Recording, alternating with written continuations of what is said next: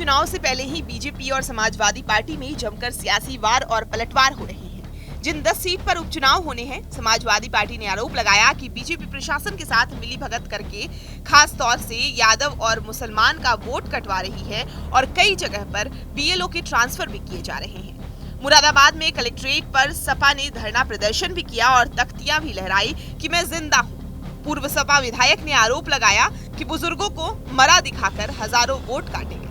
ऐसा ही आरोप कानपुर में सपा के विधायक हसन रूमी ने भी लगाया कि यही खेल सीसामऊ सीट पर बीजेपी कर रही है। नए नए तरीके से वोट काटने की साजिश की जा रही है।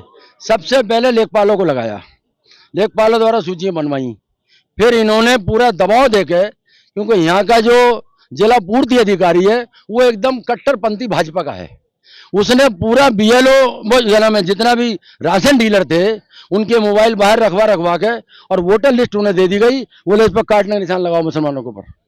उन्होंने उनसे जबरन उनसे लिस्टें ली गई, वो बीएलओ के पास गई।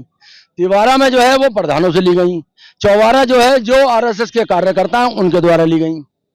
5वीं बार अब ये फिर ये हो रहा है कि फिर दबाव दिया जा रहा और 7 नंबर फार्म भेजे जा रहे हैं ऑनलाइन करा के, ताकि इन वोटों काटो। एक की पूरी खसकने की तरफ चल रही है। तो भारतीय जनता पार्टी ने सबसे पहला काम तो सीसामऊ विधानसभा में किया है कि यहाँ से जो बड़ा काम उन्होंने कर दिया है, जिसकी आपत्ति मुझे आपके इस चैनल के माध्यम से है कि 111 उन्होंने बीएलओ बदल दिए हैं। 111 बीएलओ बिना किसी कारण बदलना, ये चुनाव की होने वाले उपचुनाव की पारदर्शिता पर प्रश्न चिन्ह, बड़ा प्रश्न चिन्ह है। विशेष समुदाय के हटाकर विशेष समुदाय के लाना, ये पार्टी को जो सूट कर रहा है उस हिसाब से अपने बीएलओ नियुक्त करना, ये कहीं ना कहीं उनकी पारदर्शिता पर प्रश्न चिन्ह खड़ा करता है। मेरी आपत्ति है, मैं लिखकर भी दूंगा। मुरादाबाद में अब प्रशासन हाजी रिजवान के आरोपों पर वोटर लिस्ट और तथ्य के साथ सामने आया और दिखाया कि कोई भी नाम हाजी के परिवार का नहीं काटा गया है। के द्वारा यह आरोप लगाया गया था कि काफी लोगों के नाम काटे गए, जिसमें उनके पिताजी के भी नाम काट दिए गए।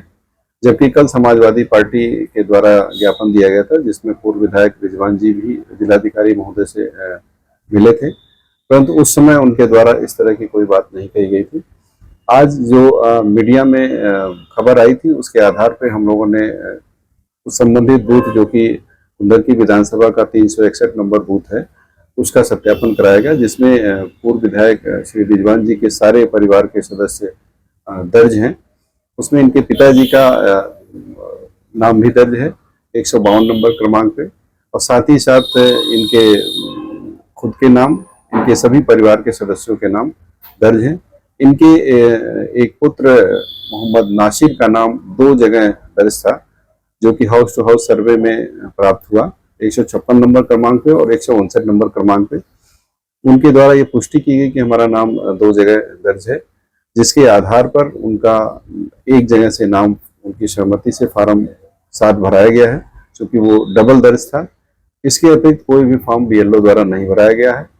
मुरादाबाद प्रशासन के सामने आने के बाद बीजेपी नेता बासित अली ने हाजी रिजवान से लेकर अखिलेश यादव तक समाजवादियों पर जमकर हमला बोला और दावा किया कि उपचुनाव में हार को देखते हुए बौखला गए और अनाप शनाप आरोप लगा रहे हैं। समाजवादी पार्टी का हाल है कि नाच ना जाने आंगन टेढ़ा। उन्होंने जो आरोप लगाए थे वो आरोप निराधार साबित हुए।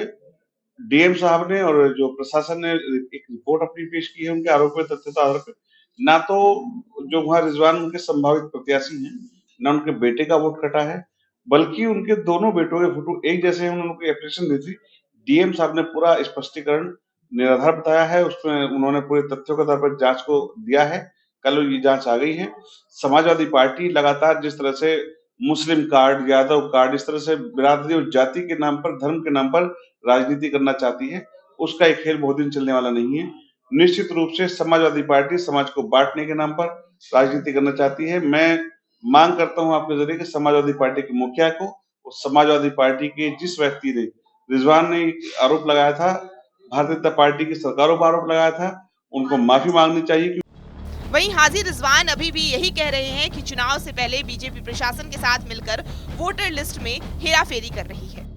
कह रहे हैं एडीएम जो बात कह रहे हैं कि साहब मैं अपने परिवार का मामला मेरा था कब, वो सही तथ्य को क्या नाम मोड़ कर वो गुमराह करने की बात कर रहे हैं। मेरा तो परिवार का मतलब नहीं था। परिवार का मतलब अगर मेरा होता तो जो लोग मेरे साथ में गए थे वो लोग गए थे, जैसे आपके वकील अहमद, सनो भोलू, गांव मंसूरपुर, बूथ नंबर 314। उनका वोट अगर नहीं कटा हो तो मैं सियासत छोड़ दूंगा। वो अपने पोर्टल पे देखें कि उनका वोट कटा कि नहीं कटा। वो जो तख्तीली वो सबसे आगे थे, दाढ़ी वाले बुड्ढे, उनका वोट कटा। उपचुनाव की तारीखों के ऐलान से पहले बीजेपी और सपा में सियासी तू-तू मैं सिर्फ और सिर्फ 10 से ज्यादा सीट जीतने को लेकर है और जैसे ही चुनाव खत्म होंगे ये आरोप और प्रत्यारोप का दौर भी थम जाएगा।